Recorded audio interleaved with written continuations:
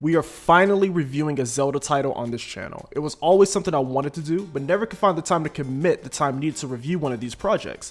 Zelda games can definitely be a time sink, but these are some of the best adventure games that you can play. Personally, I'm more of a casual Zelda fan, but you can't ignore the impact the series has had on the genre. Growing up, I didn't play a lot of Zelda. Many of my friends were really invested into Link in the Past, and more so Ocarina of Time. But growing up as a Sega kid, I kind of missed out on these titles. It wasn't until the Game Boy Color where I got my first taste of Zelda with Oracle of Seasons and Ages. I remember liking them okay, but those games didn't really blow me away. It wasn't until I got the Nintendo GameCube where I somehow got my hands on Wind Waker, my first 3D Zelda experience, and yo, was I blown away. I remember people not really being in favor of this game at first, mainly due to the art style being radically different than the masterpiece that came before it, Ocarina of Time. But for me, I really admired the art style of this game. Not only did it age the best in my opinion, but it was something very charming about these cast of characters here, and how they expressed themselves. I really enjoyed the sailing in the game as well. I found it more relaxing than riding horses through Hyrule, but I know that's highly subjective and not everyone will enjoy that. Wind Waker's sense of scope was another selling point for me. The vast oceans were great for traveling through, and I love the sense of discovery.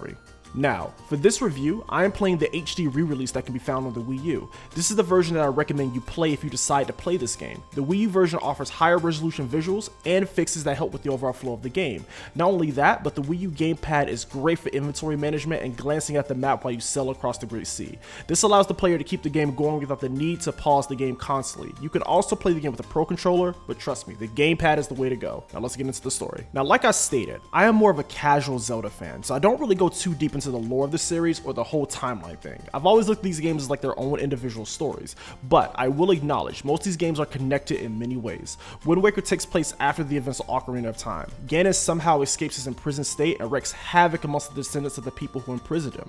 In desperation, the people calls amongst the gods. As a result, the gods flood Hyrule, now known as the Great Sea. The story of the hero of time is still passed down through generations, and it so happened this kid, who is also named Link, must wear the green tunic as a birthday tradition. Fast forward, Link's sister gets kidnapped, and this is when our adventure really begins. We befriend this cool pirate girl named Tetra and her crew, and now we're off to save Link's sister.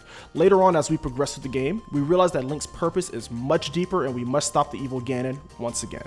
Zelda stories has never really been complex, but overall, the lore and the world built around it is what makes each game appealing and special, and the same holds true for Wind Waker. In terms of the gameplay, this game delivers exactly what you would expect from a 3D Zelda title. A pretty big hub world, multiple dungeons to explore, items to obtain, and characters to meet. Despite the open world nature of the game, this game is still pretty linear. Certain areas will be locked until you complete certain objectives. You can still explore the open oceans, but you would need to have certain items that you can only get in dungeons to access.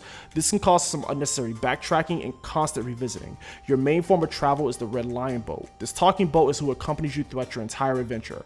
Make sure you explore, because there are some upgrades like bigger bomb bags and more magic out there, so go find those fairies. Now, the main mechanic in this title is the ability to manipulate the wind.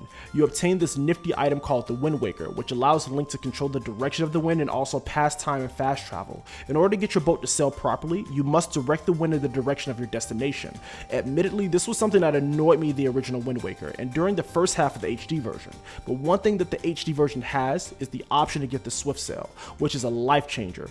You want this item. You obtain this item by auctioning for it on Windfall Island. Not only does this item allow Link to sail faster, it also changes the wind in the current direction you are facing automatically, making it essential for this game. You can also learn multiple songs for your Wind Waker. Not only can you control the wind currents, but you can also pass time, control other characters, and also fast travel. You unlock these things by progressing through the main game and simply exploring, so definitely talk to everyone you meet and keep your eyes open. The combat in this game is something I consider a vast improvement over Ocarina. Link is very agile in this game, and everything from sidestepping to counter slashes are really fun to pull off. Link can also use bombs, boomerangs, arrows, and much more. One thing I also like is the fact that you can pick up weapons from your enemies and use them against them. I would still recommend using the sword, it's just better to control. The bosses follow 3D Zelda formula. You combat the boss using the item that you found in that particular dungeon. None of the bosses are necessarily difficult, but the battle with Ganon is definitely the standout. In terms of weapons and items, I really love the Deku Leaf. This allows you to essentially glide through dungeons and cliffs, very similar to the mechanic that was reintroduced in Breath of the Wild. The dungeons themselves were pretty straightforward, and to be honest, none of them really stood out to me. The dungeons had some pretty creative puzzles, but none of them were really challenging in comparison to other Zelda titles. Honestly, I would recommend this title to a newcomer of the Zelda series because it maintains the overall structure of 3D Zelda, but it's much easier to get into. None of the dungeons here were overall frustrating, and they were pretty enjoyable. Now, as much as I love this game, there are a few things I did not enjoy. One thing was the Triforce quest. This may have been due to limited development time, but the fetch quest can be a huge time sink, and it really just felt like padding. And then you add the need to use the tingle charts, you're definitely going to be spending a lot of time doing it. Also, the stealth mission near the beginning of the game was a little annoying to me and it kind of dragged. I'm kind of glad they put this in the beginning because this would have definitely killed the pace of the game. Besides that, this game has a lot of charm and is definitely one of my favorite versions of Link, and this game art style definitely makes it stand out. The music in this game is one of my favorite video game soundtracks ever. I find the music fits the environment perfectly, and I find the music to be also very relaxing. Whether it's the Dragon Roost Island theme or the Great Sea theme, all the music is great. Zelda is known for its iconic music, and that is why they even have an annual live symphony dedicated to the series. I've always wanted to go to this, so let me know down in the comments what your experience has been. Overall, Wind Waker has many great things going for it. The beautiful art style, very lovable characters, and the vast sea to explore. Despite the shortcomings this game may have, it is still recommended and one of the titles that defined the GameCube. Give this game a go and try to play the Wii U version if possible. Let me know down in the comments for the next Zelda game you would like to see me cover, and also tell me what your favorite Zelda game is. Thank you all for watching, and I'll see you next time.